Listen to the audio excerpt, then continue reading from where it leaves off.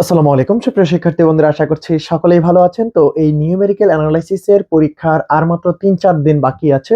তো এমত অবস্থায় আমি আপনাদেরকে ক বিভাগের যে প্রবলেমগুলো, আসলে এখানে সকল ক বিভাগের প্রবলেম আছে। তো আমি এখান থেকে সিলেক্টিভ কিছু প্রবলেমকে আপনাকে ফোকাস করতে বলবো। সো ওই প্রবলেমগুলো আমরা সাথে সাথে উত্তরগুলোও ব্যাখ্যা করে দিব। তো এখানে আমরা প্রথম চ্যাপ্টারটা একেবারে শেষে ব্যাখ্যা করব, কারণ প্রথম চ্যাপ্টারে বেশ কিছু নিয়ম আলাপ আলোচনার বিষয় আছে এবং সেগুলো কিন্তু পরীক্ষায় খ বিভাগ এবং গ বিভাগও এসে থাকে। এই কারণে আমরা সর্বপ্রথম যেটা নিয়ে আলোচনা করব সেটা হচ্ছে চ্যাপ্টার 2। সেটা একদম শর্টকাট একটা চ্যাপ্টার। এই চ্যাপ্টার থেকে আমি numerical analysis science view publications এর বই থেকে বলছি। তো চ্যাপ্টার 2 এর যে প্রবলেমগুলো সেগুলো হচ্ছে এইটা।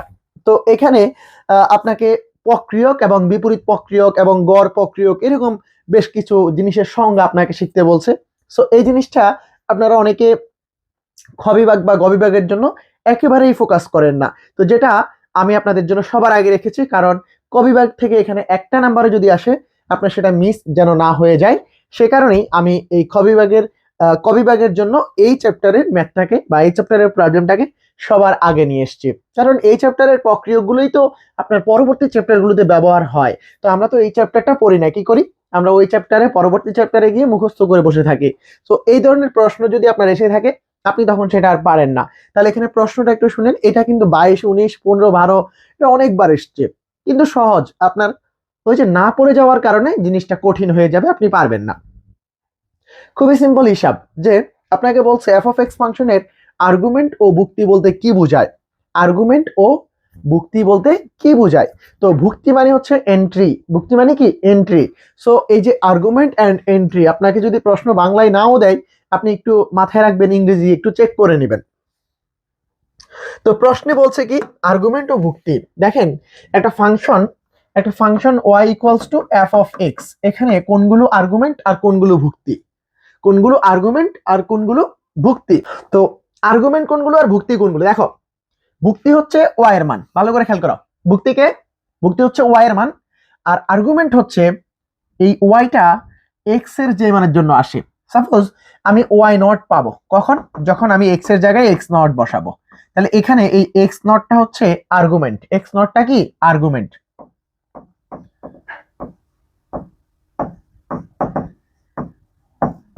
আর এই যে ওয়াই নট যে পেলাম এই ওয়াই নটটা হচ্ছে আমার একটা ভুক্তি। তো একইভাবে এরকম করে আমি যদি এই যে এখানে কথাটা তাই বলা হয়েছে, দেখেন এখানে পশ্চাৎ ব্যবধান বা কি বলে অগ্রজ ব্যবধান যেটাই ব্যবহার করেন সমস্যা নেই। আপনি যদি এক্স নট বলেন, এক্স ওয়ান সমান আপনারা নিশ্চয়ই জানেন এক্স নট এর সাথে এইচ যোগ করলে এক্স ওয়ান আসে। তারপরে এক্স টু সমান কি, এক্স টু সমান হচ্ছে এক্স ওয়ান এর সাথে এইচ যোগ করলে এইচ টু হয়। তো এখন এই এক্স ওয়ান এর জায়গায় যদি আমি তার এই যে এই ভ্যালুটা বসাই, আলটিমেটলি আমি এখান থেকে বলতে পারি x naught plus two h সমান হচ্ছে এক্স টু। তাহলে এখান থেকে আমরা বলতে পারি x N equals to x naught plus N H, এটা আমরা বলতে পারি। সো এখান থেকে এটাকে জেনারেল ফর্মে যদি আমরা লিখতে চাই, এক্স আই ইকুয়ালস টু হচ্ছে এক্স নট আইএইচ, এটা বলা যায়, এটা বলা যায়। তো এখন এই যে এই x not, x one, x two, x three, এদের আনুষঙ্গিক যে functional value y not, Y one, y two, y three, অর্থাৎ আমি এই যে এই দেখো এই যে এক্স নট এর জন্য ফাংশনাল ভ্যালু পাইছি ওয়াই নট। তো একই রকম ভাবে আমি যদি লিখি ওয়াই ওয়ান, তাহলে নিশ্চয়ই এখানে লিখবো কি f of x x x x one. তো এই এফ অফ এক্স ওয়ান, এই যে এখানে দেখো এই এক্স ওয়ানটা কাকে দিচ্ছে, ওয়াই ওয়ান কে দিচ্ছে। তার মানে আমরা কি বলতে পারি যে x naught y naught, x not, x one, x two, x three dot dot dot x i এর জন্য যদি ফাংশনাল ভ্যালু এই y not, Y one, y two, y three dot dot dot y i হয়, তখন আমরা এই x not, x one, x two, x three এই মানগুলোকে বলবো হচ্ছে আর্গুমেন্ট, এবং এই y not, Y one, y two এদেরকে বলবো হচ্ছে ভুক্তি। এই কথাটাই কিন্তু এখানে বলা আছে একটু বইয়ের ভাষায়। তো শুনেন কি বলছে। মনে করি Y equals to F of X, যে কোনো ফাংশন স্বাধীন চলক এক্স এর পর্যায়ক্রমিক মানসমূহ X not, x one, x two, X N এর জন্য ওয়াই এর মানসমূহ যথাক্রমে Y not, Y one, Y three dot dot dot Y N হলে স্বাধীন চলকের মানকে বলা হয় আর্গুমেন্ট, আর আর্গুমেন্টের সাপেক্ষে প্রাপ্ত অধীন চলকের ভুক্তিগুলোকে বলা হয়, অধীন চলককে বলা হয় ভুক্তি। তো এই কথাটা আমরা কিন্তু অলরেডি ব্যাখ্যা করে দিয়েছি। তো এরপরে বাকি ব্যাপারটা আপনি নিশ্চয়ই জানেন, পশ্চাৎপাতন অন্তঃপাতন সূত্র আপনারা যেহেতু পড়েছেন, এগুলো আপনার বোঝানোর কিচ্ছু নেই। সো এরপরে চলে আসেন, এখান থেকে আপনি আরো একটা জিনিস পড়বেন, সেটা হচ্ছে অগ্র ব্যবধান প্রক্রিয়কের সংজ্ঞা দাও। দেখো আমি এখানে কিন্তু এই যে শিফট প্রক্রিয়ক, বিপরীত শিফট প্রক্রিয়ক, এগুলো কিন্তু পড়াচ্ছি না, দরকার নেই, এগুলো পরীক্ষা আসে না। বাট এগুলোর জন্য আমরা কিন্তু আমাদের এই চ্যাপ্টারে একটা ক্লাস দিয়েছি আমাদের পেইড ব্যাচে, ওই ক্লাসটা করলেই কিন্তু এগুলো আপনারা জানার কথা। বাট আমি এখানে ক বিভাগের জন্য যেগুলো গুরুত্বপূর্ণ সেগুলো শুধু পড়াবো। সো এগুলো বাদ আমার এইটা পড়তে হবে। তো বলছে কি, অগ্র ব্যবধান প্রক্রিয়কের সংজ্ঞা দাও। অগ্র ব্যবধান মানে হচ্ছে সম্মুখ ব্যবধান। সম্মুখ ব্যবধান মানে হচ্ছে একটা ফাংশনের পর্যায়ক্রমিক দুইটা মানের পার্থক্য। পর্যায়ক্রমিক দুইটা মানের পার্থক্য, পার্থক্য বলতে এখানে ব্যবধান, পার্থক্য আর ব্যবধান সবসময় এক না। ব্যবধান মানে হচ্ছে পরেরটা বিয়োগ আগেরটা। ব্যবধান মানে কি, পরেরটা বিয়োগ আগেরটা, অবশ্যই সম্মুখ ব্যবধান। সম্মুখ ব্যবধান মানে হচ্ছে পরেরটা বিয়োগ আগেরটা, আর পশ্চাৎ ব্যবধান মানে হচ্ছে আগেরটা বিয়োগ পরেরটা। ভালো করে খেয়াল করো, সম্মুখ ব্যবধান মানে হচ্ছে পরেরটা বিয়োগ আগেরটা। এখন আমরা এই ডেলটাকে আমরা বলবো হচ্ছে সম্মুখ ব্যবধান প্রক্রিয়ক। আর এইটা ডিফাইন করা হয় একটা ফাংশনের জন্য, f of x equals two ফাংশনের পরের ভ্যালু মাইনাস ফাংশনটার আগের ভ্যালু। তো ফাংশনের পরের ভ্যালু মানে কি, ধরো, তো ফাংশনের পরের ভ্যালু মানে কি, ফাংশনের পরের ভ্যালু মানে হচ্ছে আমরা যদি বলি x নট হচ্ছে একটা আর্গুমেন্ট, তাহলে x নট এর পরের যে আর্গুমেন্টটা হবে সেটা হচ্ছে x1। তো x1 আর x নট এর মধ্যে সম্পর্কটা কি, আমরা এই x1 কে লিখতে পারবো x not plus h, h হচ্ছে তার অতি ক্ষুদ্র ব্যবধান। তাহলে এই যে এটার জন্য আমরা যে ফাংশনাল ভ্যালুটা পাবো সেটা হচ্ছে ধরেন f of x1, আর এইটার জন্য আমরা যে ফাংশনাল ভ্যালুটা পাবো, এইটার জন্য যে ফাংশনাল ভ্যালুটা পাবো সেটা হচ্ছে f of x নট। এখন এইটাকে আমরা বলবো হচ্ছে y নট, আর এটাকে বলবো হচ্ছে আমরা y1। তাহলে এই সম্মুখ ব্যবধান মানে হচ্ছে পরের y বিয়োগ আগের y, অর্থাৎ y1 মাইনাস y নট, অথবা y2 মাইনাস y1, অথবা y3 মাইনাস y2, অর্থাৎ বড়টা বিয়োগ ছোটটা। এই হচ্ছে কথা, পরেরটা বিয়োগ আগেরটা, পরেরটা বিয়োগ আগেরটা। এটা হচ্ছে আমার সম্মুখ ব্যবধান। সম্মুখ ব্যবধান তাহলে এখানে কি হবে, তাহলে এটা মানে হচ্ছে যে f of x plus h minus f of x। এখন আপনি যদি এখানে x নট বসান তাহলে এখানে x নট বসবে, আপনি এখানে x1 বসালে এখানে x1 বসবে। তাহলে এখন দেখেন, এটা যদি x1 হয় তাহলে এটা নিশ্চয়ই পুরাটা কি হবে, x1 প্লাস h। তো x1 প্লাস h মানে কি x2। ভালো করে খেয়াল করেন, তাহলে এই যে এটা যদি x1 হয় তাহলে এটাও x1, x1 আর h এটা মানে হচ্ছে x2, তার মানে f of x2 minus f of x1, এটাই হবে তখন যখন আপনি x এর জায়গায় x2 বসাবেন। তাহলে জেনারেল ফরম্যাটটা হচ্ছে এইটা, যে x এর জায়গায় আপনি যাই বসান আপনার এখানে কি হবে, পরের y বিয়োগ আগের y। এই ব্যবধানটাকে বলা হয় সম্মুখ ব্যবধান বা অগ্রজ ব্যবধান বা অগ্র ব্যবধান প্রক্রিয়কের সংজ্ঞা এটাই। সো এখানে তাই বলা হয়েছে যে এই ডেল্টা প্রক্রিয়ককে সম্মুখ ব্যবধান প্রক্রিয়ক বলা হয়, যা নিম্নরূপে সংজ্ঞায়িত del f of x equals to f of x plus h minus f of x, আর নিচে দিয়ে আরেকভাবে লেখা আছে যে ডেল y ইকুয়ালস টু হচ্ছে yn মাইনাস yn মাইনাস 1, এটাও লিখতে পারেন। অথবা আমরা এখানে আরো সিম্পলিফাই করে লিখতে পারি, আরো সিম্পলি বলতে একইভাবে লিখতে পারি এটাকে yn প্লাস 1 মাইনাস yn। এটাই হচ্ছে অগ্র ব্যবধান প্রক্রিয়ক এভাবে সংজ্ঞায়িত। আই থিঙ্ক আপনি এই ব্যাপারটা ক্লিয়ারলি বুঝে গেছেন। এই দুটার যে কোনো একটা যদি আপনার ক বিভাগে আসে আপনি 1 নাম্বার চোখ বন্ধ করে পেয়ে যাবেন। সো আমরা পরের পেজে চলে যাই। তো পরের পেজে আছে কি, পশ্চাৎ ব্যবধান প্রক্রিয়কের সংজ্ঞায়িত। তো পশ্চাৎ ব্যবধান সূত্র কি, পশ্চাৎ ব্যবধান হচ্ছে বিপরীত, এই যে এইটা মানে উল্টা ডেল। এই প্রক্রিয়কটাকে কিভাবে সংজ্ঞায়িত করব, এই প্রক্রিয়ককে পশ্চাৎ ব্যবধান প্রক্রিয়ক বলা হয় এটাকে। তো এটা হচ্ছে বেসিক্যালি এভাবে সংজ্ঞায়িত যে এটা যদি কোনো একটা ফাংশনের সামনে আমরা দিতে পারি তাহলে কি হবে, এই ফাংশনটা হচ্ছে তার f of x এর ভ্যালু বের করবে minus f of x minus h এর ভ্যালু বের করবে এইটা। এখন আপনি দেখেন আলটিমেটলি ব্যাপারটা সেম দাঁড়ালো, এটা যা এটা তার আগেরটা, তাহলে এখানে কি হলো, এটা যদি yn বলি মাইনাস এটা yn মাইনাস 1 হবে এটাই। সো এটা হচ্ছে আমার বিপরীত ব্যবধান বা পশ্চাৎ ব্যবধান সূত্র, এটা আশা করছি আপনি বুঝতে পারছেন, ঠিক আছে।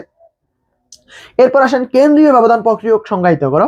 তো কেন্দ্রীয় ব্যবধান প্রক্রিয়ক সংজ্ঞায়িত করার ক্ষেত্রে আমাদের এখানে খেয়াল করতে হবে এই কেন্দ্রীয় ব্যবধান প্রক্রিয়ককে ডেল্টা দ্বারা প্রকাশ করা হয়। তাহলে দেখো, অগ্রজ ব্যবধান হচ্ছে সোজা ডেল, আর পশ্চাৎ ব্যবধান হচ্ছে উল্টা ডেল, আর কেন্দ্রীয় ব্যবধানকে হচ্ছে ডেল্টা। হ্যাঁ, ডেল্টা এই চিহ্ন দ্বারা প্রকাশ করা হয়, কেন্দ্রীয় ব্যবধান প্রক্রিয়ককে এই চিহ্ন দ্বারা প্রকাশিত করা হয়। সো এটা কিভাবে ডিফাইন করা হয়, এটা যখন একটা ফাংশনের সামনে বসায় দিবেন f of x equals to, এটা বেসিক্যালি হবে f of x plus h by 2 এইটা minus f of x minus h by 2 এইটা। এইভাবে এটা সংজ্ঞায়িত, শেষ, খোঁজা সোজা হিসাব। সো এটা আপনি দেখেন, এটা খুব সুন্দর করে আপনি ব্যাখ্যা দিয়ে দিতে পারবেন। সো এই যে এখানে আমি আপনাকে এই পেজের একটা, দুইটা, আগের পেজে আপনাকে দেখিয়েছি দুইটা, চারটা, এই চারটা থেকে আপনি 1 নাম্বার ইনশাল্লাহ পেয়ে যাবেন। তাহলে প্রথম এই 2 নাম্বার চ্যাপ্টারটা আমি কেন করিয়েছি, কারণ আপনারা খ বিভাগের জন্য এবং গ বিভাগের জন্য এই 2 নম্বর চ্যাপ্টারটা কিন্তু স্কিপ করে যান। তো দ্যাটস ওয়াই এখানে আর ক বিভাগটা আপনার ওইভাবে শেখা হয় না, এই জন্য এটা সবার আগে আমি আপনাকে এটা ব্যাখ্যা করে দিলাম। তো এখন চলে আসেন, একটা গুরুত্বপূর্ণ মেসেজ দিয়ে দিই। আপনারা যারা থার্ড ইয়ারের পরীক্ষার আগ মুহূর্তে ইউটিউবে অথবা ফেসবুকে বিভিন্ন জায়গায় ক্লাস করে মনে হচ্ছে এরকম ক্লাস আপনার জন্য প্রয়োজন আছে এবং আপনার জন্য এটা হেল্পফুল, আপনি চাইলে প্রি বুকিং দিতে পারেন। স্ক্রিনে দেওয়া হোয়াটসঅ্যাপ নাম্বারে যোগাযোগ করে আমাদের 4th ইয়ারের ফুল কোর্সটার জন্য একটা অফার আপনি পেয়ে যাবেন। তো অফারটা কি, 2040 টাকায় আপনি 4th ইয়ারের ফুল কোর্স পাবেন। যদি আপনি এই ভিডিও দেখে আইসা আপনি আমাদেরকে নক করেন এই হোয়াটসঅ্যাপ নাম্বারে, তাহলে অবশ্যই আপনি 2040 টাকায় 4th ইয়ারের ফুল কোর্সে ভর্তি হতে পারবেন। সেজন্য আমরা একটা ভর্তির নির্দিষ্ট ডেট দিব, ওই ডেডলাইনের মধ্যে ভর্তি হওয়া লাগবে। তো সেটা কবে, সেটা হচ্ছে ফেব্রুয়ারির 25 থেকে মার্চ মাসের 10 তারিখ 2026। এরপরে মার্চ মাসের 11 তারিখ থেকে আপনাদের ক্লাস শুরু হয়ে যাবে। তো প্রি বুকিং ব্যাচে শুধু যারা থাকবেন তাদের জন্যই শুধু অফারটা থাকবে 2040 টাকা। এর বাইরে যদি কেউ তখনও ভর্তি হইতে চান, আপনার কিন্তু 2040 টাকায় ভর্তি হওয়ার সুযোগ থাকবে না, আপনার তখন রানিং কোর্স ফি 3450 টাকায় ভর্তি হওয়া লাগতে পারে। সো ধন্যবাদ, আপনারা চাইলে আমাদের এই 4th ইয়ারের কোর্সটাতে প্রি বুকিং দিতে পারেন এবং আপনার বাকি ক্লাস এনজয় করতে থাকেন। ধন্যবাদ। আমরা পরের পেজে চলে যাব। আচ্ছা, পরের পেজে আমি আগে চ্যাপ্টার 1টা এখানে পড়ে ফেলি। তো চ্যাপ্টার 1 থেকে আমার ক বিভাগে আসবে 2টা 3টা। সো আমি চ্যাপ্টার 1 এর এই লেখাগুলো একটু বাজে দেখাচ্ছে, পরের চ্যাপ্টারগুলোর লেখা তার সমস্যা নেই, এটা একটু দেখেন, আমি আপনাকে একটু ব্যাখ্যা করে দিই। এখানে লেখাগুলো আশা করছি বোঝা যাচ্ছে, বাজে দেখালেও একটু বোঝা যাবে, সমস্যা নেই। তো এখানে প্রথম প্রশ্ন যেটা, আমার ক বিভাগ তো ভাই খুব বেশি পড়ালেখা করতে হবে না, জিনিসগুলো হচ্ছে আমি জাস্ট একটু দেখে যাব, সোজা হিসাব, ওখান থেকে আমি লিখে আসবো, যা লিখবো তাদের নাম্বার। এখানে ক বিভাগে আপনি যদি টপিক্সের মধ্যে থাকেন, টপিক্সের বাইরে চলে না যান, অর্থাৎ আপনাকে বলছে বাবার নাম জিজ্ঞেস করছে, আপনি দাদা 14 গোষ্ঠীর নাম বললেন নাই, আপনি এক্সাক্ট টপিকের কাছাকাছি ছিলেন, আপনি আপনার ল্যাঙ্গুয়েজে লিখলেন, বইয়ের ল্যাঙ্গুয়েজটা একটু ডিফারেন্ট হতে পারে, বাট আপনি একবার 14 গোষ্ঠীতে তো যাবেন না। তো আপনি এখান থেকে লিখলেই নাম্বার পাবেন, জাস্ট টপিকটাতে থাকবেন, মূল থিমটা যেন সেম থাকে। এখন আসেন, একদম প্রথম আপনাকে বলছে এক চলকের বীজগাণিতিক সমীকরণ কাকে বলে। সমীকরণ আর বীজগাণিতিক রাশি, এই দুটার পার্থক্যটা আপনাকে আগে জানতে হবে। তো একটা সমীকরণ আর রাশির মধ্যে পার্থক্য কি, রাশি হচ্ছে একটা পদ, রাশি হচ্ছে একটা কি পদ, যেমন ধরেন এক্স স্কোয়ার, এটা একটা রাশি, এক্স স্কোয়ার কি একটা রাশি, এক্স স্কোয়ার প্লাস 2x, হ্যাঁ, এক্স স্কোয়ার প্লাস 2x, এটা হচ্ছে একটা রাশি, এটাও কি একটা রাশি, কি রাশি, বীজগাণিতিক রাশি, বীজগাণিতিক রাশি বা অ্যালজেব্রিক কম্পোনেন্টস। সো এখন এই বীজগাণিতিক রাশি ইকুয়ালস টু যদি 0 হয়, তখন এটাকে আমরা বলবো হচ্ছে বীজগাণিতিক সমীকরণ। কি বলছি, বীজগাণিতিক সমীকরণ। তাহলে একটা আদর্শ বীজগাণিতিক সমীকরণ কেমন, a not x to the power n plus a1 x to the power n minus 1, আপনি সাধারণভাবে লিখতে পারেন, সমস্যা নেই, বাট এটা হচ্ছে একটা বীজগাণিতিক সমীকরণ, দ্বিঘাত বীজগাণিতিক সমীকরণ এটা। সো এরপরে plus dot dot dot plus an যখন দিব তখন x এর পাওয়ার কি হবে, n মাইনাস n মানে 0, x এর পাওয়ার যখন 0 তখন হয়ে যাবে 1 আর ইকুয়ালস টু 0। এটাকে বলা হয় কি, একটা আদর্শ বীজগাণিতিক সমীকরণ। এই আদর্শ বীজগাণিতিক সমীকরণকে n ঘাতের সমীকরণ বলা হবে যদি a not is not equal 0, অর্থাৎ এই সহগটা যদি শূন্য না হয়, তাহলেই পরে এই সমীকরণটাকে n ঘাতের বীজগাণিতিক সমীকরণ বলা হবে। তা নয়তো এই যে n তো চলে যাবে, যদি a নোটটা শূন্য হয়ে যায় তাহলে এই পদটা থাকবে না, তখন আমি এটার উপর কন্ডিশন চাপাতে হবে, তাহলে কন্ডিশন দিয়ে আমি বলতে হবে যে এটা এই শর্তে n ঘাতের বহুপদী সমীকরণ হবে। আশা করছি আপনি বুঝে গেছেন, এটা এক চলকের বহুপদী সমীকরণ। সো আশা করছি এটাতে বুঝতে অসুবিধা হওয়ার কোনো কথা নয়। তো এরপরে চলে আসেন, আপনাকে, এটা তো আপনার পরীক্ষা আসবে না, কিন্তু আপনাকে যদি বলে একটা ত্রিঘাত সমীকরণ লেখেন, আপনাকে কি এইটার জন্য রকেট সায়েন্স শিখতে হবে? ত্রিঘাত মানে আপনি একটা সমীকরণ লিখেন না, ওইটার ঘাত 3 দিয়ে দেন আর বাকি যা কিছু দিলেন, না দিলে না, ইকুয়ালস টু 0 লিখলে হয়ে গেল, এটা ত্রিঘাত, এটাই ত্রিঘাত সমীকরণ। আপনি এখানে প্লাস 1 দেন, মাইনাস 1 দেন, এক্স যুক্ত রাখেন না রাখেন কোনো সমস্যা নাই, কিন্তু আদর্শ ফর্মের ত্রিঘাত যদি বলে তখন কিন্তু আপনাকে বলতে হবে a x cube plus b x square plus c x plus d equals to 0 কে আদর্শ ত্রিঘাত সমীকরণ বলা হয় যদি a ইজ নট ইকুয়াল 0 হয়। এটা হচ্ছে আদর্শ ত্রিঘাত। এবার আপনি a শূন্য না লিখে বাকি যাদের সবারই শূন্য লিখে দেন, ত্রিঘাত হবে তো, কারণ ওগুলোর প্রতি আমার কোনো কন্ডিশন নেই, শুধুমাত্র a শূন্য না হলে এটা ত্রিঘাত হয়ে যাবে। সো আপনার এখানে এটা লিখেছে, সমস্যা নেই, a এর মান 1, b এর মান 1, c এর মান 0 লিখছে, d এর মান -1 লিখছে, হয়ে যাবে ত্রিঘাত।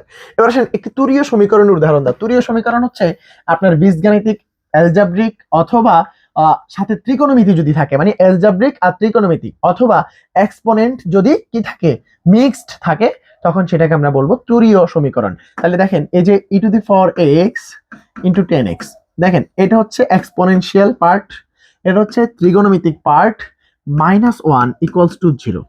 এটা একটা তুরীয় সমীকরণ। দেখেন এই যে এইটা x⁴0 বলতে পারেন।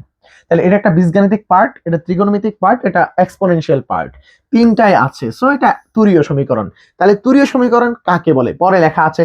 এবার তুরীয় সমীকরণ এইটাও কিন্তু ক বিভাগের জন্য গুরুত্বপূর্ণ। দেখেন f(x) = 0, এই যে পুরোটা হচ্ছে f(x), তাহলে f(x) = 0 এই সমীকরণকে তুরীয় সমীকরণ বলা হবে যদি এই সমীকরণের মধ্যে ত্রিকোণমিতিক রাশি থাকে অথবা লগারিদম সমীকরণ থাকে, মানে সূচকীয় রাশি থাকে। তাহলে এখন এই ত্রিকোণমিতি থাকুক আর না থাকুক, এইটা থাকুক অথবা এটা থাকুক, আমি যদি বলি e⁴x - 2 = 0, এটা একটা তুরীয় সমীকরণ। আমি যদি বলি 10x - x + 3 = 0, এটা একটা তুরীয় সমীকরণ। তাহলে ত্রিকোণমিতি আর অ্যালজেব্রিক থাকলেও তুরীয়, আর এক্সপোনেনশিয়াল আর অ্যালজেব্রিক থাকলেও কি তুরীয়। আশা করছি আপনি বুঝতে পারছেন। যদি f(x) সূচকীয় অ্যালগরিদমিক অথবা ত্রিকোণমিতিক রাশি ধারণ করে, f(x) সমীকরণকে তুরীয় সমীকরণ বলা হয়। ঠিক আছে, তাহলে তুরীয় সমীকরণ কাকে বলে আই থিঙ্ক আপনি বুঝে গেছেন। তো তারপরে আসেন আপনি পরবর্তীতে আছে কি, দ্বিবিভক্তি পদ্ধতি, নিউটন-র্যাফসন পদ্ধতি, দুটি পুনরাবৃত্তি পদ্ধতির উদাহরণ এবং পুনরাবৃত্তি পদ্ধতির মূলনীতি ব্যাখ্যা করো। আচ্ছা, আপনার ক বিভাগে যদি এই প্রশ্নটা আসে, আপনি তো ঘ বিভাগ এবং খ বিভাগের জন্য এই দ্বিবিভক্তি পদ্ধতি, নিউটন-র্যাফসন পদ্ধতি, বাইসেকশন মানে দ্বিবিভক্তি bisection method, Newton Raphson method, fixed point iteration method এবং হচ্ছে ফলস পজিশন মেথড, এই চারটা মেথড কিন্তু আপনি খ বিভাগ এবং গ বিভাগের জন্য ডিটেলস পড়ালেখা করেছেন। ওগুলোর একবার প্রথম x0 বের করা পর্যন্ত যেই টপিকটা, সেটাই বেসিক্যালি আমার হচ্ছে কি মূলভিত্তি। Okay fine. তো মূলভিত্তি কি? মূলভিত্তি হচ্ছে আমরা জানি f(x) একটা ফাংশনের একটা বাস্তব মূল নির্ণয়ের জন্য বা বাস্তব মূলের আসন্ন মান নির্ণয়ের জন্য আমরা এই চারটা পদ্ধতি ব্যবহার করে থাকি। তো সর্বপ্রথম আমরা কি করি, a আর b সিলেক্ট করি। এখন a আর b আমরা এই ফাংশনটা f(x) এর ভিতরে x এর ভিতরে বসানোর পরে f(a) × f(b) যদি 0 অপেক্ষা ছোট হয়, তাহলে আমরা বলে থাকি a আর b এর মধ্যে একটা বাস্তব মূল বিদ্যমান থাকবে।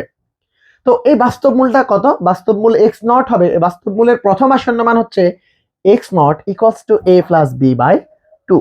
তাহলে এই কথাটাই হচ্ছে মূলনীতি আমার ফলস পদ্ধতি, নিউটন-র্যাফসন মেথড এবং দ্বিবিভক্তি পদ্ধতি। এই দুই পদ্ধতিতেই মূল কাজ হচ্ছে প্রথমত এইটা।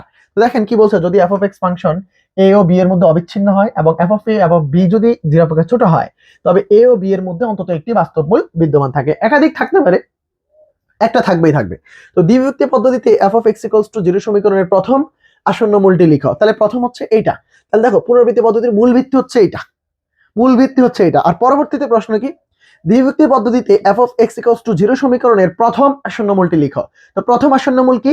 ওই যে x0 = a + b/2। তো এটা পর্যন্ত যাওয়ার আগে আপনাকে বলতে হবে কি, কারণ হচ্ছে এই যে দেখেন, যদি f(x) function a O b এর মধ্যে অবিচ্ছিন্ন এবং f(a) ও f(b) যদি 0 অপেক্ষা ছোট হয়, তবে কি a আর b এর মধ্যে f(x) ফাংশনের একটা বাস্তব মূল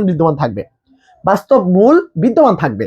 তাহলে এই যে দেখো, দ্বিবিভক্তি পদ্ধতিতে এই সমীকরণের প্রথম আসন্ন মান হচ্ছে x0 = a + b/2। এটা আমরা পড়েছি অঙ্কের মধ্যে, এটা আমি বেসিক ক্লাস এবং আপনাদের বাইসেকশন মেথডের একটা ক্লাস করিয়েছি ক্যালকুলেটরের মাধ্যমে, ওটা তো আপনারা দেখেছেন। চলে আসেন পরবর্তী প্রবলেম, ফলসিপজিশন বা রেগুলার ফলস পজিশন মেথডের মধ্যে একটু ডিফারেন্ট আছে। আমার x0 বের করার জন্য একটু কাজ করা লাগবে। সো রেগুলার ফলস পজিশন মেথডের মধ্যে আমি আপনাকে একটু ব্যাখ্যা দেই। রেগুলার ফলস পজিশন মেথডে আমরা ওই একই রকমের কথা, গুরুত্বপূর্ণ মেসেজ দিয়ে দিই। আপনারা যারা থার্ড ইয়ারের পরীক্ষার আগ মুহূর্তে ইউটিউবে অথবা ফেসবুকে বিভিন্ন জায়গায় ক্লাস করে মনে হচ্ছে এইরকম ক্লাস আপনার জন্য প্রয়োজন আছে এবং আপনার জন্য এটা হেল্পফুল, আপনি চাইলে প্রি বুকিং দিতে পারেন। স্ক্রিনে দেওয়া হোয়াটসঅ্যাপ নাম্বারে যোগাযোগ করে আমাদের 4th ইয়ারের ফুল কোর্সটার জন্য একটা অফার আপনি পেয়ে যাবেন। তো অফারটা কি, 2040 টাকায় আপনি 4th ইয়ারের ফুল কোর্স পাবেন। যদি আপনি এই ভিডিও দেখে আইসা আপনি আমাদেরকে নক করেন এই হোয়াটসঅ্যাপ নাম্বারে, তাহলে অবশ্যই আপনি 2040 টাকায় 4th ইয়ারের ফুল কোর্সে ভর্তি হতে পারবেন। সেই জন্য আমরা একটা ভর্তির নির্দিষ্ট ডেট দিব, ওই ডেডলাইনের মধ্যে ভর্তি হওয়া লাগবে। তো সেটা কবে? সেটা হচ্ছে ফেব্রুয়ারির 25 থেকে মার্চ মাসের 10 তারিখ 2024। এরপরে মাসের 11 তারিখ থেকে আপনাদের ক্লাস শুরু হয়ে যাবে। তো প্রি বুকিং ব্যাচে শুধু যারা থাকবেন তাদের জন্যই শুধু অফারটা থাকবে 2040 টাকা। এর বাইরে যদি কেউ তখনও ভর্তি হতে চান, আপনার কিন্তু 2040 টাকায় ভর্তি হওয়ার সুযোগ থাকবে না। আপনার তখন রানিং কোর্স ফি 3450 টাকায় ভর্তি হওয়া লাগতে পারে। সো ধন্যবাদ। আপনারা চাইলে আমাদের এই 4th ইয়ারের কোর্সটাতে প্রি বুকিং দিতে পারেন এবং আপনার বাকি ক্লাস এনজয় করতে থাকেন। ধন্যবাদ। আচ্ছা, প্রথম হচ্ছে কি ফলস পজিশন মেথডের ক্ষেত্রে আমরা মূল ভিত্তিটা কি বলবো, যে এফ অফ এক্স ফাংশনটি যদি এ এবং ভি বিন্দুতে অবিচ্ছিন্ন হয়, এ এবং বি বিন্দুতে এবং এ বি এর অভ্যন্তরের সকল বিন্দুতে যদি এ বি ব্যবধিতে বলতে পারো, এ বি বদ্ধ ব্যবধিতে যদি বা খোলা ব্যবধিতে যদি অবিচ্ছিন্ন হয়, এফ অফ এক্স ফাংশনটি এ বি ব্যবধিতে অবিচ্ছিন্ন এবং এফ অফ বি এর গুণফল 0 অপেক্ষা ছোট হয়, তবে এ ও ভি এর মধ্যে F of X equals to 0 সমীকরণের একটি বাস্তব মূল অন্তত বিদ্যমান থাকবে। এটা হচ্ছে প্রথম কথা। এরপরে প্রথম আসন্ন মূল হচ্ছে এক্স নট। তো এক্স নট এর ভ্যালুটা হচ্ছে কি, এক্স নট এর ভ্যালুটা হচ্ছে A into F of B minus B into F of A, B into F of A. এখন এটা আপনাদের মনে রাখতে অনেকের অসুবিধা হয়, আমি আপনাদেরকে একটা ট্রিক্স শিখিয়ে দিব, সেটা আপনি একদম সহজে পারবেন। দেখেন, প্রথম কথা হচ্ছে আপনার খুশি, আপনি কি লিখতে চান, আপনার কাছে আছে কি কি, এ বি আছে, এফ অফ এ আছে, এফ অফ বি আছে। আপনার যদি মনে হয় আপনি একদম প্রথমে এ লিখবেন, তাহলে এ এর সাথে আপনি অবশ্যই এফ অফ এ লিখবেন না, তাহলে কি লিখবেন, আছে কি আপনার কাছে, এফ অফ বি আছে, তাহলে আপনি লিখবেন কি এ ইন্টু এফ অফ বি, শেষ। এবার এটা থেকে আপনি পরের অংশে কি লিখতে হবে বলেন তো, আপনি এ লিখছেন প্রথম ধাপে, এ লিখে ফেলছেন একবার, তাহলে এবার কি আছে বাকি, বি, তাহলে এফ অফ বি তো একবার লিখছেন, তাহলে এখানে কাকে লিখতে হবে, এফ অফ এ। মনে রাখবেন ভাই, উপরে ফাংশন যে দুটা লিখেছেন নিচে সেই দুটো একইভাবে লিখবেন, আর ওই এ বি বাদে, তাহলে F of B minus F of A এটাই হবে ইকুয়ালস টু আমার এক্স নট। এটা হচ্ছে প্রথম আসন্ন মূল। সো এটাই আমাদের ব্যাখ্যা করতে বলছে।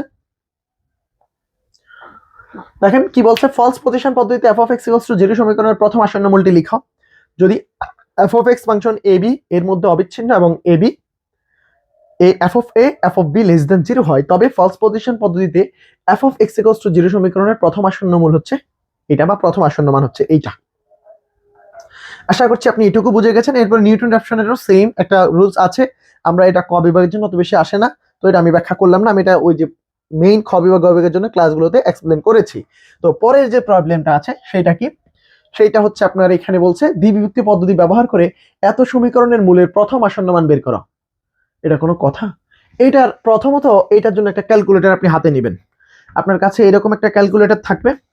এই ক্যালকুলেটরের মধ্যে এই সমীকরণটার আসন মেইন মূল কত সেটা আপনি বের করবেন। তো সেটা বের করবেন কিভাবে, আপনারা নিশ্চয়ই জানেন সমীকরণ তোলার জন্য প্রথমে এই যে এটা হচ্ছে আমার কাছে আছে fx 100 ms একটা ক্যালকুলেটর। সো এই ক্যালকুলেটরের আমি এই সমীকরণটা উঠাবো। কিভাবে উঠাবো, প্রথমে আলফাতে ক্লিক করব, আলফাতে ক্লিক করে রাইট ব্র্যাকেটে ক্লিক করব, এক্স আসবে, তারপরে এক্স আসলে এক্স কিউব কিভাবে দিবেন, শিফট ক্লিক করে এক্স স্কোয়ারে ক্লিক করলে এক্স কিউব হয়ে যাবে, তারপরে মাইনাস 2 এর মতো করে তুলবেন, এরপর আবার আগের মতো আলফা দিয়ে এক্স তুলবেন, আলফা দিয়ে এক্স তোলার পরে এক্স স্কোয়ার দিবেন, শেষ, এক্স স্কোয়ার মাইনাস আবার হচ্ছে 4, ফাংশনটা তোলা শেষ, ফাংশনটা তোলা শেষ। এবার আপনি কি করবেন, শিফট দিয়ে ক্যালক চাপ দিবেন দুইবার, শিফট ক্যালক, প্রথম দাও শিফট এবং ক্যালক, শিফট দিয়ে ক্যালক প্রথম দিলাম, প্রথম দিলেই আমার রেজাল্ট চলে আসছে 2.5, দুইবার দিলে আসে সাধারণত, বাট কোন একটা কারণে এখানে প্রথমবারে চলে আসছে, রেজাল্ট 2.59 সামথিং আসছে। তাহলে এই সমীকরণটার জন্য এ বি কিভাবে ধরবেন, এই রেজাল্টটার এক্সাক্ট রেজাল্ট যেটা সেটা আমরা ক্যালকুলেটর থেকে বের করে এই মানটার একটা কম নিব আর একটা বেশি নিব। তো কমটাকে যদি এ বলি, বেশিটাকে আমরা বি বলবো। তো এটা 2.59 আসছে যেহেতু এক্সাক্ট ভ্যালু, তাহলে এটার জন্য আমরা এ এর মান ধরতে পারবো 2 এবং বি এর মান ধরতে পারবো 3। আপনার কাছে কি মনে হয় 2.59 আসছে, আপনি কি 2.5 ধরতে পারতেন না এর মান?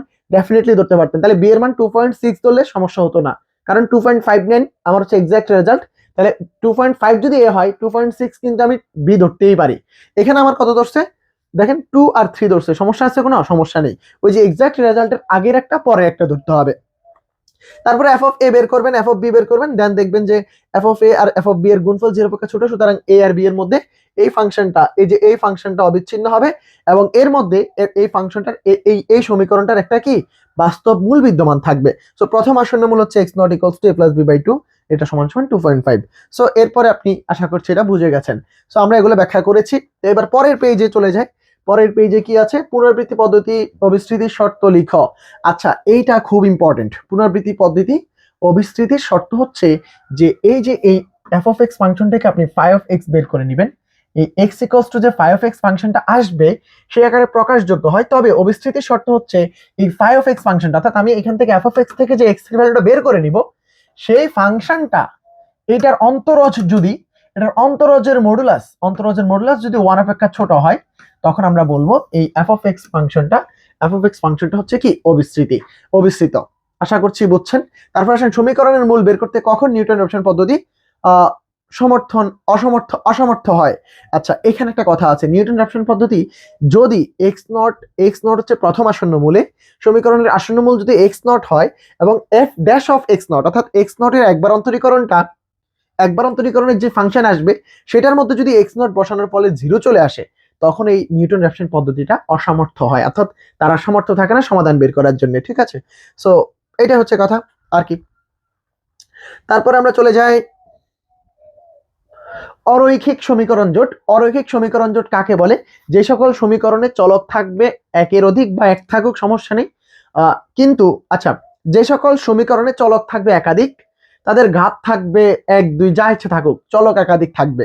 তো এই যে দেখো এখানে কি বলছে, যদি এক্স ওয়াই এর একের অধিক শক্তি থাকে তবে f of x y equals to 0 সমীকরণকে দুই চলকের অরৈখিক সমীকরণ বলা হয়। তাহলে এক্স ওয়াই এর একের অধিক শক্তি মানে একের অধিক ঘাত, তাহলে x square plus y square equals to 4, এটা একটা অরৈখিক সমীকরণ, আপনি এটাই বলতে পারেন। তো এই যে এই ফাংশনটা কি, এটা হচ্ছে এফ অফ এক্স ওয়াই, এটা কি, এটা হচ্ছে মূলত x square plus y square minus 4, এই যে এইটা ইকুয়ালস টু 0। সো এটা হচ্ছে f of x y equals to 0 আকারের সমীকরণকে, যেখানে এক্স এবং ওয়াই এর ঘাত একের অধিক, তখন আমরা বলবো এই সমীকরণটা হচ্ছে কি, f of x y equals to 0 সমীকরণটাকে আমরা বলবো অরৈখিক সমীকরণ জোট। যেহেতু একটা হলে তো সমাধান করা সম্ভব না, একের অধিক সমীকরণ থাকবে, দ্যাটস ওয়াই এটাকে আমরা অরৈখিক সমীকরণ জোট বলবো। বাট অরৈখিক সমীকরণ বললে এরকম একটা ইকুয়েশনকে আমরা সমীকরণ বলবো। একাধিক সমীকরণ থাকতে হবে, একাধিক সমীকরণ থাকলে তখন আমরা সেটাকে বলবো হচ্ছে অরৈখিক সমীকরণ জোট। ওকে ফাইন, তো আমরা এই 1 আর 2 নাম্বার চ্যাপ্টার কিন্তু অলরেডি ব্যাখ্যা করে ফেলেছি। ওকে, এরপর আসো 3 নাম্বার চ্যাপ্টার। এটার প্রথমে আছে আন্তঃপাতন বা অন্তঃক্ষেপ ও বহিঃপাতন ও বহিঃক্ষেপের সংজ্ঞা দাও। তো আন্তঃপাতন আর বহিঃপাতন এগুলোর ব্যাপারটা কি? আসলে ব্যাপার হচ্ছে, আপনি যখন একটা এরিয়ার, বা আমি বাংলাদেশের কথাই বলি, বাংলাদেশের 100 বছরের জনশুমারি করবেন, তো তখন আপনি 100 বছর পরে যে জনশুমারিটা করবেন, এখন ধরেন 1900 সাল থেকে শুরু করে 2025 সাল, তো এই যে 2030 সালে যদি আমি আদমশুমারি করতে চাই, তাহলে আমি এই আদমশুমারি থেকে আমি ধরেন আমার 2010 সালেরটা আছে, 20 সালেরটা আছে, 2000 সালেরটা আছে, 90 সালেরটা আছে। এখন এদের মধ্য থেকে আমাকে যদি বলা হয় 2030 সালেরটা কত, আমি 30 সালেরটা এখনো বের করিনি, তাহলে এই যে বের করিনি ওইটা আমার জানতে পারবো। আবার আমি 2008 সালে কত ছিল সেটা আমি জানতে পারবো 2010 সাল এবং 1 সাল ব্যবহার করে, 20 সাল ব্যবহার করে। তাহলে এখন দেখেন একটা টেবিলের মধ্যে কতগুলো ডেটা দেওয়া থাকবে, যেমন সাল এবং জনসংখ্যা। তো ওখান থেকে আমি নির্দিষ্ট একটা সাল, যেটা জনসংখ্যা আমার জানা নেই, মানে আদমশুমারি তো 10 বছর পর পর হয়, তাহলে আপনি দেখেন তো 2010 সালে হয়েছে, 1 সালে হয়েছে, তাহলে 2005 সালের জনসংখ্যা আপনি কিভাবে জানবেন? ওই যে এই মাঝখানের একটা ভ্যালু আপনি যদি জানতে চান, যেগুলো অলরেডি পাস হয়ে গেছে, ওই ধরনের মানগুলো বের করার জন্য আমরা অন্তঃপাতন সূত্র ব্যবহার করব। আর বহিঃপাতন হচ্ছে, আমি এখনো 25 সালে আছি, 30 সালে জনসংখ্যাটা কত হবে সেইটা যদি আমি বের করতে চাই, তাহলে এটা হবে বহিঃপাতন সূত্র। এখন আসেন বহিঃপাতন এবং অন্তঃপাতনের সূত্র বলা আছে, যে সংজ্ঞা বলা আছে, একটি প্রদত্ত উপাত্ত সেট হতে কোন চলকের উপাত্ত সমূহের অন্তর্বর্তী অজানা মান প্রক্কাল করার পদ্ধতিকে, মানে অনুমান করার পদ্ধতি। এখানে এক্স্যাক্টলি তো জানা সম্ভব না। আপনি যে পরিসংখ্যান বা জনসমরি করেন, সেখানে জনসংখ্যার যে নাম্বারটা দেওয়া হয় সেটা কি এক্সাক্ট তো না, এটা জাস্ট একটা অনুমান, আর কিছুই না। তো এই অনুমানিক যে জনসংখ্যাটা, সেটা আপনি যদি অনুমান করেন যে আপনার 10 সালেরটা আছে, 20 সালেরটা আছে, 1 সালেরটা আছে, তাহলে 2007 সালেরটা কত? তো এই যে ডেটা দেওয়া আছে অন্যগুলো, ওদের মাঝখানের অন্য একটা সাল, যেটা ডেটা আমি জানি না, সেই মানটা আমি প্রক্কাল করতেছি, মানে অনুমান করতেছি। এই ধরনের জন্য আমি যে পদ্ধতি ব্যবহার করবো সেটা হচ্ছে আন্তঃপাতন করার, প্রক্কাল করার পদ্ধতিকে আন্তঃপাতন এবং বহিঃপ্রক্কাল করার পদ্ধতিকে বহিঃপাতন বলা হয়। অর্থাৎ ডেটা সার্টের বাহিরের কোনো বিন্দু, বাহিরের কোনো সালের জন্য যদি মান বের করতে চাই, সেটা হচ্ছে বহিঃপাতন। আশা করছি আপনি অন্তঃপাতন এবং বহিঃপাতন বুঝে গেছেন। নিউটন গ্যাগরির অগ্রপক্ষেপ অন্তঃপাতন সূত্রটি লিখো। এই সূত্রটা ভাই থিওরি না শিখে এটা আপনি মুখস্থ করা ছাড়া উপায় নেই। আমি এটা থিওরি পড়িয়েছি, এটা থিওরি ক্লাসটা ফ্রিতেও করা আছে। আপনারা চাইলে ফ্রিতে থিওরি ক্লাসটা দেখে এই সূত্রটা মুখস্থ করতে পারেন বা আয়ত্ত করতে পারেন প্র্যাকটিসের মাধ্যমে। এটা খ বিভাগ এবং গ বিভাগের জন্য অত্যন্ত গুরুত্বপূর্ণ, পরীক্ষা আসার চান্স অনেক বেশি, এটার প্রুফটা। সো এটার ব্যাখ্যা আমি আর দিচ্ছি না। বহিঃপাতন সমব্যাবধির জন্য নিউটন গ্যাগরির পশ্চাৎ অন্তঃপাতন সূত্রটিও সেম ওয়েতে ওটার মতো গুরুত্বপূর্ণ, এবং এটা আপনার খ এবং ঘয়ের জন্য গুরুত্বপূর্ণ, যেহেতু এটা আপনি অলরেডি জানেন, আমি এটার ব্যাখ্যা করার দরকার নেই। সো তারপরে চলে আসেন, যদি আর্গুমেন্টের মান অসমব্যাবধি বিদ্যমান থাকে তবে কোন পদ্ধতি ব্যবহার করা যায়? আর্গুমেন্ট কে বলেন তো? আর্গুমেন্ট হচ্ছে ওই যে x naught, y not, X1, X3, X4 এগুলো, আর ভুক্তিকে ওয়াই নট, Y1, Y3 এগুলো। এখানে বলছে যদি আর্গুমেন্টের মান অসম ব্যবধিতে বিদ্যমান থাকে, মানে X0, X1, X2 এগুলো যদি দেওয়া থাকে, তবে কোন পদ্ধতি ব্যবহার করা যাবে? আপনি এখানে বিভাজিত ব্যবধান সূত্র বা ল্যাগ্রাঞ্জের অন্তঃপাতন সূত্র ব্যবহার করতে পারবেন, ঠিক আছে? তারপর আসেন তালিকাবদ্ধ ফাংশন কাকে বলে? ভাই এগুলো হচ্ছে কোনো কথা, এক্স আর ওয়াই এর মানগুলো তালিকাবদ্ধ আকারে দেওয়া থাকবে চার্টের মধ্যে। তো এই যে কি বলছে, যদি কোনো এক চলকের ফাংশনকে তালিকার মাধ্যমে স্বাধীন চলকের কতিপয় বিচ্ছিন্ন মানের জন্য অধীন চলকের মান আকারে প্রকাশ করা থাকে, মানে একটা তালিকা দেওয়া থাকবে, সেখানে স্বাধীন চলকের মান এক্স এর মানগুলো দেওয়া আছে, এক্স এর আনুষঙ্গিক মানের জন্য ওয়াই এর মানগুলোও দেওয়া আছে, এই ধরনের ফাংশনকে বলা হয় তালিকাবদ্ধ ফাংশন। তো কখন নিউটন পশ্চাৎপদী অন্তঃক্ষেপ সূত্রটি ব্যবহার করবে? দেখো, নিউটনের পশ্চাৎপদী, অগ্রজ অন্তঃপাতন, পশ্চাৎপদী অন্তঃপাতন, দুটাই অন্তঃপাতন। দেখেন অন্তঃপাতন কিন্তু পশ্চাৎপদী। এটা পশ্চাৎপদী কখন? যখন আমার ডেটা টেবিলের, মানে সার্টটা যে দেওয়া থাকবে টেবিল, ওই টেবিলের শেষের দিকের কোনো মান যদি আমার জানতে চাই, শেষের দিকে ধরেন আমার একটা সার্টের মধ্যে 5 আছে, 10 আছে, 15 আছে, 20 আছে, 25 সালও আছে। এখন আপনাকে বললো যে 22 সালের জনসংখ্যা কত, তাহলে এখন দেখেন সার্টটার শেষের দিকের জনসংখ্যা জানতে চাইলো। এই ধরনের ক্ষেত্রে আমরা হচ্ছে কোনটা সূত্র ব্যবহার করব? নিউটনের নিউটনের কি নিউটনের পশ্চাৎপদী অন্তঃক্ষেপ সূত্রটি ব্যবহার করব। দেখো, প্রদত্ত তালিকার শেষের দিকে অবস্থিত ফাংশনের মান নির্ণয় করার জন্য নিউটনের পশ্চাৎপদী অন্তঃক্ষেপ সূত্রটি ব্যবহার করা হয়। তাহলে শুরুর দিকের মানের জন্য কি করবা? নিউটনের অগ্রজপদী বা অগ্রজ অন্তঃপাতন সূত্রটি ব্যবহার করবা। সো তারপরে অন্তঃপাতনের জন্য নিউটনের বিভাজিত ব্যবধান সূত্রটি ভাই থিওরি আছে, থিওরি না বুঝলে আপনি এগুলো আপনি মুখস্থ করানো ছাড়া উপায় নেই। সো আপনি থিওরিটা একটু পড়বেন, দেন এটা আয়ত্ত থাকবে। সো চলে আসেন এরপরে ল্যাগ্রাঞ্জের সূত্র হতে নিউটনের অন্তঃপাতন সূত্র অধিক ভালো কিভাবে? আচ্ছা, ল্যাগ্রাঞ্জের সূত্র চাইতে নিউটনের সূত্রটা ব্যবধি ভালো। ল্যাগ্রাঞ্জের সূত্রের চাইতে নিউটনের সূত্রটা বেশি ভালো কেন? কারণ নিউটনের সূত্রটা হচ্ছে ক্যালকুলেশন করাটা ইজি, এবং এইটাতে মানটা খুব সহজে বের করা যায়। তাহলে গাণিতিক হিসাব সহজতর এবং প্রয়োগের দিক বিবেচনায় অধিক দ্রুততর। সো এই কারণে আমরা এটাকে বলতে পারি অধিক সহজতর। আসলে মূলত আমরা এই ল্যাগ্রাঞ্জের সূত্র বলেন আর নিউটনের অন্তঃপাতন সূত্র বলেন, এরা যে ফিল্ডে কাজ করবে, আমি জনসংখ্যার কথা দিয়েই বারবার বলছি, ওই ফিল্ডে দুইজনেই প্রায় আনুমানিক একটা ভ্যালু দেয়। এখন দেখেন, দুইজনে অনুমান করে একটা ভ্যালু দেয়, তাহলে আমি যেটা সহজ, যেটার ক্যালকুলেশনটা সোজা, যেটা আমার তাড়াতাড়ি রেজাল্ট বের করা যায়, সেটাকেই তো সহজ বলবো। কারণ কেউ তো এক্সাক্ট ভ্যালু দিচ্ছে না, আনুমানিক ভ্যালু দিচ্ছে। যেহেতু দুজনে আনুমানিক ভ্যালু দিচ্ছে, তাদের মধ্যে কোনটা অনুমান করা সহজ? নিউটনের সূত্র দিয়ে অনুমান করাটা সহজ। দ্যাটস ওয়াই আমরা বলতে পারি নিউটনের সূত্রটা ল্যাগ্রাঞ্জের চাইতেও অধিকতর সহজতর। তারপরে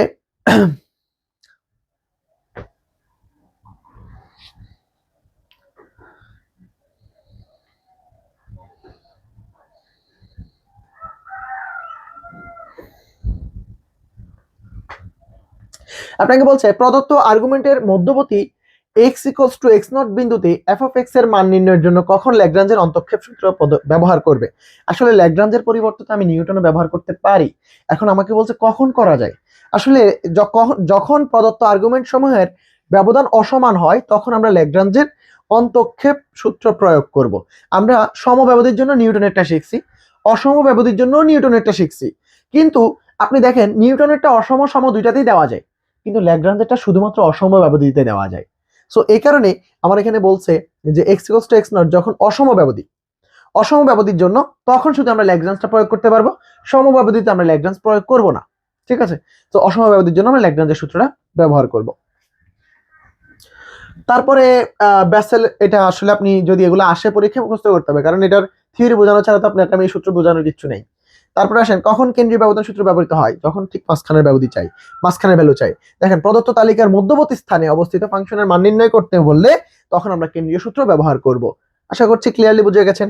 তো তারপরে চলে আসেন, আমার এখানে আছে কি সাংখ্যিক অন্তরীকরণ কি। আচ্ছা, গুরুত্বপূর্ণ মেসেজ দিয়ে দিই, আপনারা যারা থার্ড ইয়ারের পরীক্ষার আগ মুহূর্তে ইউটিউবে অথবা ফেসবুকে বিভিন্ন জায়গায় ক্লাস করে মনে হচ্ছে এরকম ক্লাস আপনার জন্য প্রয়োজন আছে এবং আপনার জন্য এটা হেল্পফুল, আপনি চাইলে প্রি বুকিং দিতে পারেন। স্ক্রিনে দেওয়া হোয়াটসঅ্যাপ নাম্বারে যোগাযোগ করে আমাদের ফোর্থ ইয়ারের ফুল কোর্সটার জন্য একটা অফার আপনি পেয়ে যাবেন। তো অফারটা কি, 2040 টাকায় আপনি ফোর্থ ইয়ারের ফুল কোর্স পাবেন। যদি আপনি এই ভিডিও দেখে আইসা আপনি আমাদেরকে নক করেন এই হোয়াটসঅ্যাপ নাম্বারে, তাহলে অবশ্যই আপনি 2040 টাকায় ফোর্থ ইয়ারের ফুল কোর্সে ভর্তি হতে পারবেন। সেই জন্য আমরা একটা ভর্তির নির্দিষ্ট ডেট দিব, ওই ডেড লাইনের মধ্যে ভর্তি হওয়া লাগবে। তো সেটা কবে, সেটা হচ্ছে ফেব্রুয়ারির 25 থেকে মার্চ মাসের 10 তারিখ 2026। এরপরে মার্চ মাসের 11 তারিখ থেকে আপনাদের ক্লাস শুরু হয়ে যাবে। তো প্রি বুকিং ব্যাচে শুধু যারা থাকবেন তাদের জন্যই শুধু অফারটা থাকবে 2040 টাকা। এর বাইরে যদি কেউ তখনও ভর্তি হইতে চান, আপনার কিন্তু 2040 টাকায় ভর্তি হওয়ার সুযোগ থাকবে না, আপনার তখন রানিং কোর্স ফি 3450 টাকায় ভর্তি হওয়া লাগতে পারে।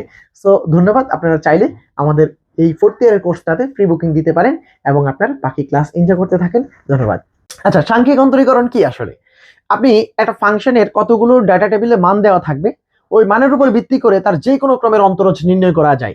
এই ধরনের অন্তরীকরণকে বলা হয় কি, সাংখ্যিক অন্তরীকরণ। এখানে একটু খেয়াল রাখার বিষয় হচ্ছে, এখানে কতগুলো সংখ্যা দেওয়া থাকবে। কি দেওয়া থাকবে? সংখ্যা, তথা ফাংশনাল ভ্যালু দেওয়া থাকবে।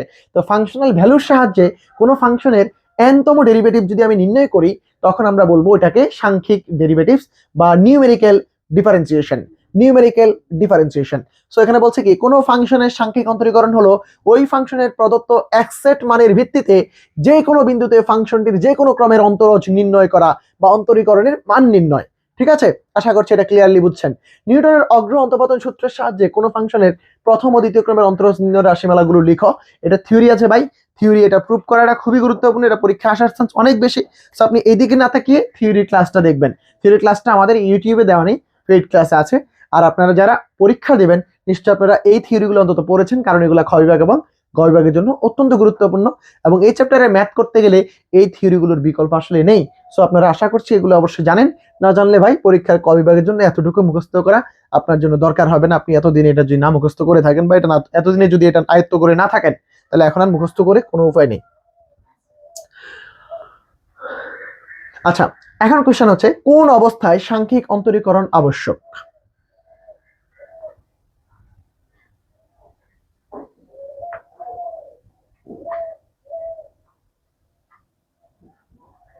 আচ্ছা, তো এই যে কখন কোন অবস্থায় সাংখ্যিক অন্তরীকরণ আবশ্যক, যখন একটা ফাংশনের, দেখো, যখন কোনো অজানা ফাংশনের কেবলমাত্র কয়েকটি নির্দিষ্ট বিন্দুতে মান সমূহ প্রদান করা আছে, কিন্তু এটা কন্টিনিউয়াস নাকি ডিসকন্টিনিউয়াস এসব কিচ্ছু বলা নেই, এমতো অবস্থায় ফাংশনটি সাধারণ নিয়মে অন্তরীকরণ করা সম্ভব হয় না। এই যে এই অসম্ভব কাজটাকে আমরা যদি সম্ভব করতে চাই, সেখানে আমরা অনন্ত জলিলকে নিব না, আমরা হচ্ছে সাংখ্যিক অন্তরীকরণকে নিব। বুঝতে পারছি? তো আমাদের ওই যে অন্তরীকরণের যে রেগুলার অন্তরীকরণ, সেইটা যেখানে ব্যর্থ বা সেটা কিছু ডেটা না থাকার কারণে করতে পারতেছি না। দেখেন, অন্তরীকরণ যোগ্যতা প্রথম শর্ত হচ্ছে সে কি হওয়া লাগবে? অবিচ্ছিন্ন হওয়া লাগবে।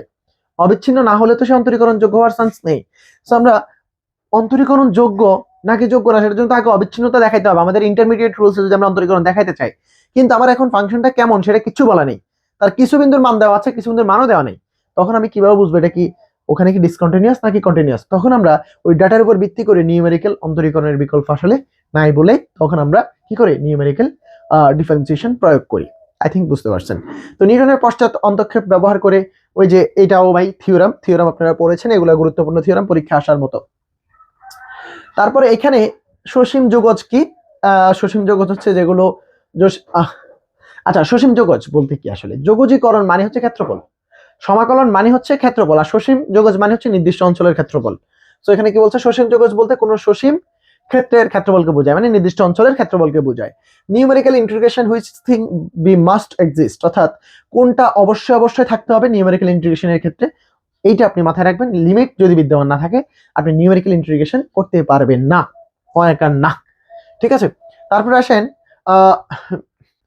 আচ্ছা, তো এখানে কি আছে এরপরের কোশ্চেন, মেকানিক্যাল কোয়াড্রেচার এবং হচ্ছে কিউবেচার। তাহলে দেখেন আমার এখানে দুইটা টার্ম, একটা হচ্ছে কোয়াড্রেচার আর একটা হচ্ছে কিউবেচার। যদি আপনার এই একটা ফাংশনকে আপনি ইন্টিগ্রেশন করবেন, সেই ফাংশনটা যদি এক চলকের হয়, তখন ওই ইন্টিগ্রেশনের যে মেকানিজম সেটাকে বলা হয় কোয়াড্রেচার। আর ফাংশনটা যদি একাধিক চলকের হয়, তখন সেটাকে বলা হয় কিউবেচার। আশা করছি মেকানিক্যাল কোয়াড্রেচার এবং মেকানিক্যাল কিউবেচার যদি পরীক্ষায় আসে, আপনি একদম এক তুড়িতে লিখে ফেলতে পারবেন, কারণ কোয়াড্রেচার মানে হচ্ছে এক চলক আর কোয়াড্রেচার কিউবেচার কিউবেচার হচ্ছে একের অধিক চলক, ঠিক আছে। তো দুই চলক বিশিষ্ট ফাংশনকে ইন্টিগ্রেশন করার পদ্ধতিকে মেকানিক্যাল কিউবেচার বলা হয়। তো সমদ্রবর্তী কোটির জন্য বিপরীত সমদ্রবর্তী কোটির জন্য সাধারণ বর্গীকরণ সূত্রটি লিখো। এইটার বাই থিওরিটা, এটা থিওরিটাই আমাদের ফ্রিতে ক্লাস দেওয়া আছে ইউটিউবে, আপনি ওই ক্লাসটা দেখে নেবেন। পরীক্ষার জন্য এটা গ বিভাগ এবং খ বিভাগের জন্য চূড়ান্ত লেভেলের গুরুত্বপূর্ণ পরীক্ষা অনেক বেশি, সো বাদ দেওয়ার কোনো সুযোগ নেই। সো এই সূত্রটা আপনি চাইলে মুখস্থ করতে পারেন, কিন্তু এটা থিওরিটা আপনার জন্য গুরুত্বপূর্ণ। তো চলে আসেন পরবর্তীতে আছে কি, পরবর্তী হচ্ছে সাংখ্যিক যোগজীকরণের ক্ষেত্রে আমরা সিম্পসন 1/3 সূত্রটি ব্যবহার করি কখন। তো যোগজীকরণের ব্যবধিকে জোড় সংখ্যক, এটা একটু ভালো করে খেয়াল করবেন। এই যে এই কথাটা আমরা 1/3 সূত্রটি ব্যবহার করব যখন আমরা ব্যবধিকে জোড় সংখ্যক ভাগে ভাগ করি।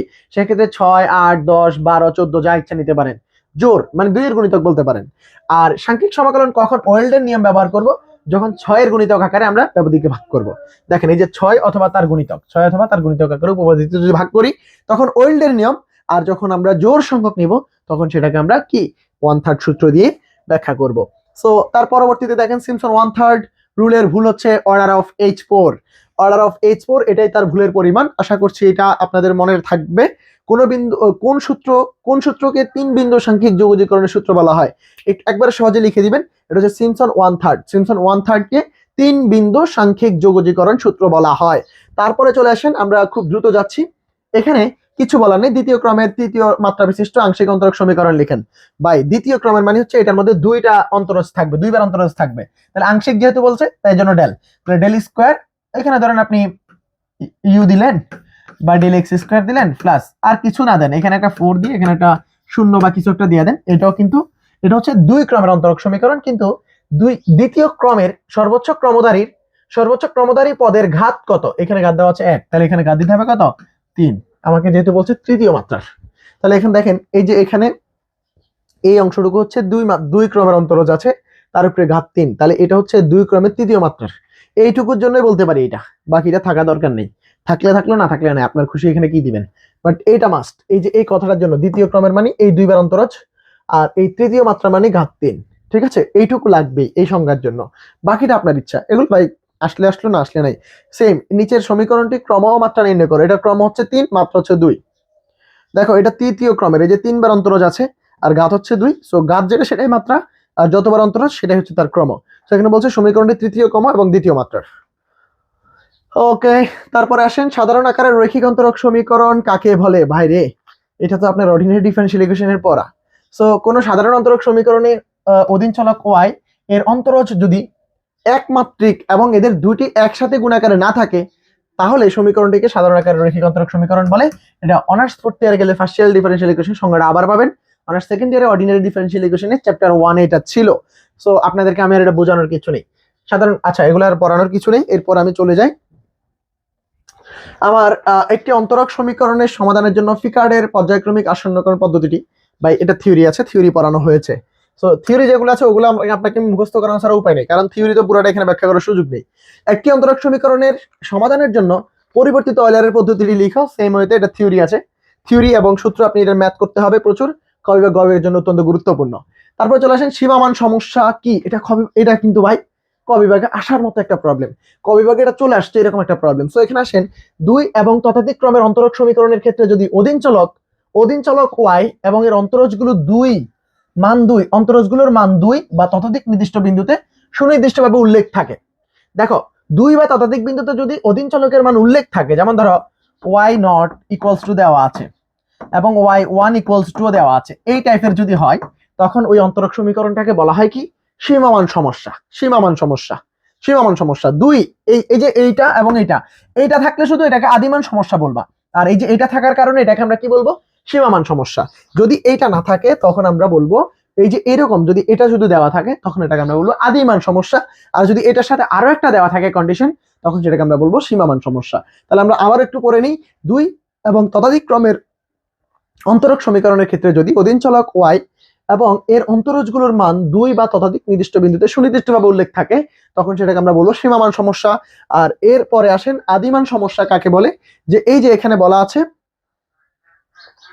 সুনির্দিষ্টভাবে x = x0 এর জন্য সুনির্দিষ্টভাবে উল্লেখ থাকে, তাকে আদিমান সমস্যা বলে। আমি এখানে আগের কথা বলে দিয়েছি। এগুলো আপনার আর পড়ার কিছু নেই। এরপরে চলে যান আমাদের হচ্ছে সমীকরণ জোট। ভাই এখানে আসলে কিছু পড়ানোর নেই। কোনো জোটের অভিসারী হওয়ার জন্য প্রয়োজনীয় শর্ত হচ্ছে আহ, আহ, প্রয়োজনীয় শর্ত কি?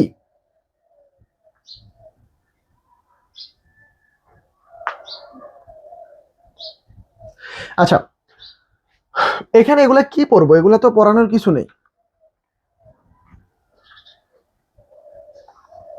আচ্ছা, কোন সমীকরণ জোটের সমাধানের জন্য একটি সরাসরি পদ্ধতির নাম লিখো। ভাই অনেকগুলো পদ্ধতি আছে, আপনি কোনটা ইউজ করবেন? এখানে গস জর্ডান বলছে, আপনি গস অপসারণ বলতে পারেন, তারপরে গস সাইডেল বলতে পারেন, গস জর্ডান বলতে পারেন, আপনার খুশি যে কোনো একটা বলেন। তারপরে এখানে আর কি, এগুলো তো অত বেশি গুরুত্বপূর্ণ। যোগাশ্রয় সমীকরণ জোট সমাধানের জন্য কত প্রকার সাংখ্যিক পদ্ধতি আছে? ভাই অনেকগুলো প্রকারভেদ আছে। যোগাশ্রয় সমীকরণ জোটের সমাধানের জন্য 2 প্রকার সাংখ্যিক পদ্ধতি আছে।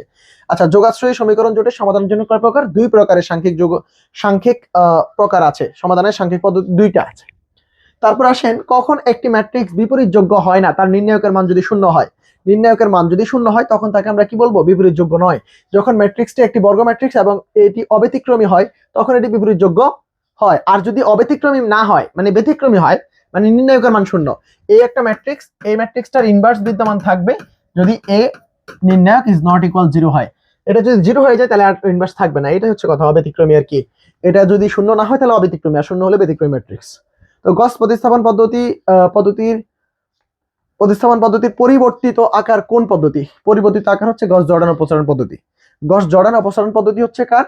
প্রতিস্থাপন। গস প্রতিস্থাপন পদ্ধতির পরিবর্তিত পদ্ধতি। আশা করছি এগুলো আপনারা লিখে দিতে পারবেন পরীক্ষা আসলে। তারপরে এটা আসলে দেখে নেন, এখানে আর কিছু পড়ানোর নেই। এটা একটু খুব ইম্পর্টেন্ট। গস জ্যাকোবি পদ্ধতির অপর নাম কি? গস সরণ পদ্ধতি। খুব ইম্পর্টেন্ট, খুব ইম্পর্টেন্ট। সহসরণ পদ্ধতি। গস জ্যাকোবি পদ্ধতির অপর নাম কি? সহসরণ পদ্ধতি। এটা কিন্তু পরীক্ষা এসে পড়বে ইনশাল্লাহ। তো চলে আসেন, এখানে আর কি পড়াবো? এখানে আর পড়ানোর কিছু নেই। এখানে আর পড়ানোর কিছু নেই। এখানে একটু আইগেন ভেক্টরটা একটু পড়ে নেবেন। আইগেন ভেক্টরের ক্লাস আমি দিয়েছি। স্বাভাবিক ম্যাট্রিক্স কাকে বলে একটু পড়ে নেবেন। এখান থেকে 3টা থেকে একটা, আইগেন মান কি, আইগেন ভেক্টর কি, এবং স্বাভাবিক ম্যাট্রিক্স কাকে বলে, এখান থেকে 2টা পেয়ে যেতে পারেন।